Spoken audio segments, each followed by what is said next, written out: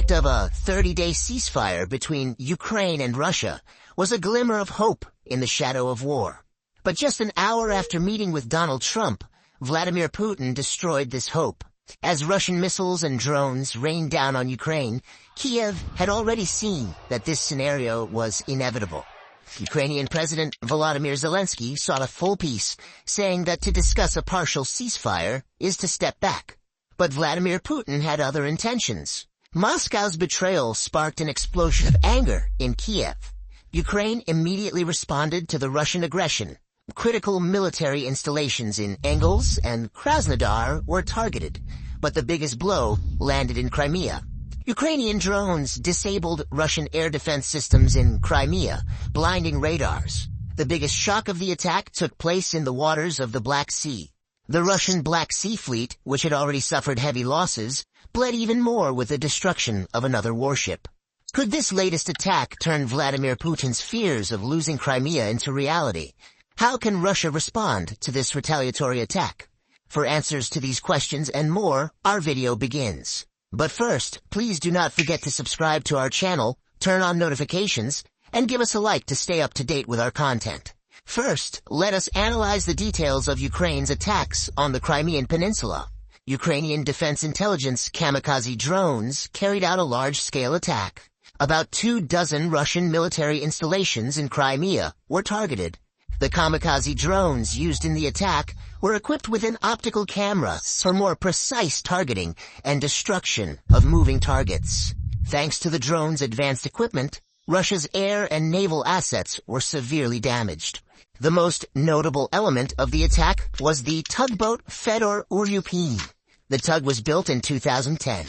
The tug was operated by Ukraine's state oil and gas company, Chornomornaftogaz, which came under Russian control after the annexation of Crimea. The attack on the vessel was first reported in December 2024, and it was stated that the drone hit the Uryupin above the waterline, causing damage but not sinking it.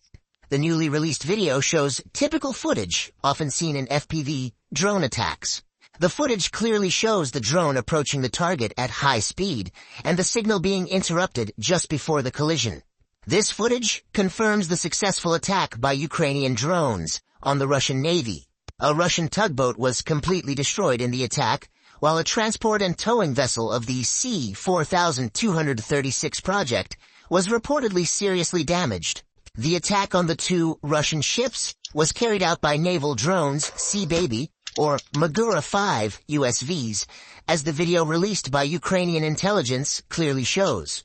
The main intelligence directorate of Ukraine showed an excellent video compilation on the weakening of Russia's air defenses in Crimea. The video lasts 3 minutes, during which a significant number of radar systems are destroyed in a short period of time using attack drones. Defense intelligence reported that among the damaged equipment, radar and air defense systems were also destroyed, including 3 Panzer S-1 missile systems and a Mi-8 helicopter. Thus, the destruction of 248 YA-6K, 1 Podlet air defense radar systems, 21L-125 Niobium SV radar systems, and 339 N6 Costa 2E2 radar systems were recorded. The fire control system of the 9S-19 Imbir radar and the Niebo M-59 N6E Protivnik GE and MISE radars were also damaged. In addition to the radars, the launcher of the S-300 SV system, the command centers of the ST-68 radar, and the 39 N6 Costa 2E2 radar were also hit. In total, 12 radar stations of various types were counted as destroyed. These stations were designed to control airspace at various altitudes, in particular to counter Ukrainian drones and cruise missiles. The total value of the destroyed equipment is estimated at over 500 million United States dollars. The point here is not the monetary value, but rather that these objects would be extremely difficult for the Russians to restore.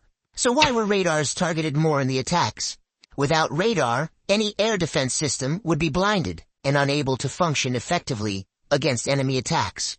Therefore, when it is necessary to remove an air defense division from combat readiness, the attack is primarily directed not at the launchers, but at the radar station. That is why we see a large number of radars and a smaller number of anti-aircraft missile systems in the list of destroyed targets. So how painful is this loss for the Russian forces, and what can it lead to? First of all, you need to understand this. The production of radar stations in the Russian Federation is radically different in speed and volume from the production of air defense systems, which the Russians do not get much of. The fact is that even before the sanctions were imposed on Russia, the radar production process required much more man-hours. It also required much more resources, even more so in the current situation. Air defense systems in Russia are the slowest of all the products produced by the military-industrial complex. And radar is probably the peak in terms of production complexity and supply shortages. Therefore, in the event of the loss of a radar station, the Russian command does not expect it to be replaced from production. It dismantles a working system from another division somewhere in the Russian rear and transfers it to the division that has lost its combat capability. In the list of deactivated radar stations in Crimea, even an ordinary citizen can see a large number of different names, and this is not surprising. For example, the Nyebo M and Kasta 2E2 radars speak volumes. The fact is that the standard equipment of the Air Defense Division, consisting of the S-300 or S-400 anti-aircraft missile system, includes the 92N2E sectoral control radar and the 91N6E circular surveillance radar. However, after the start of regular flights to Crimea, the number of these stations has decreased. In fact, there are barely enough 91 N6Es per regiment, not even enough to support a division.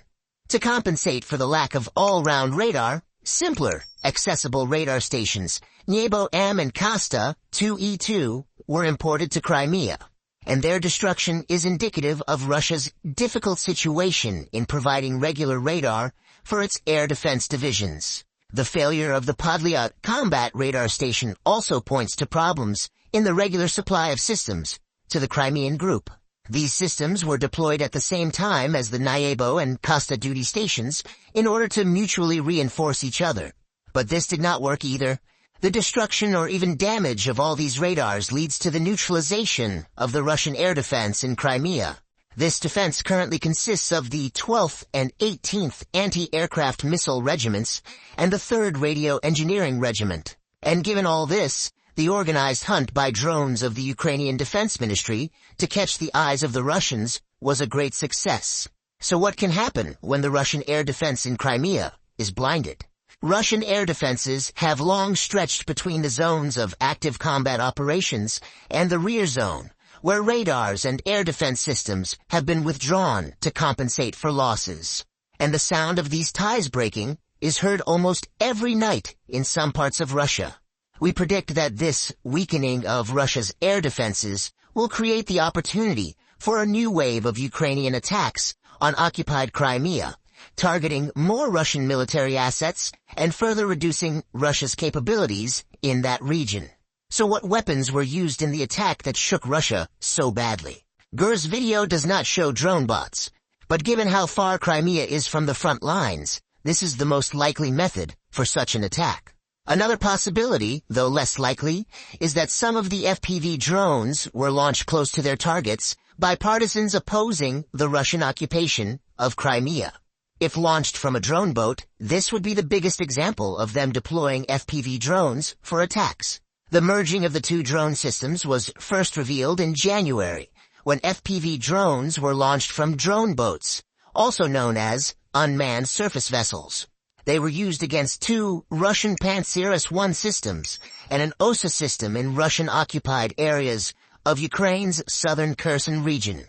Launching FPV drones from USVs greatly extends the range of these fast, highly maneuverable weapons, enabling them to hit targets that require more expensive long-range strike weapons, which are usually far fewer in number.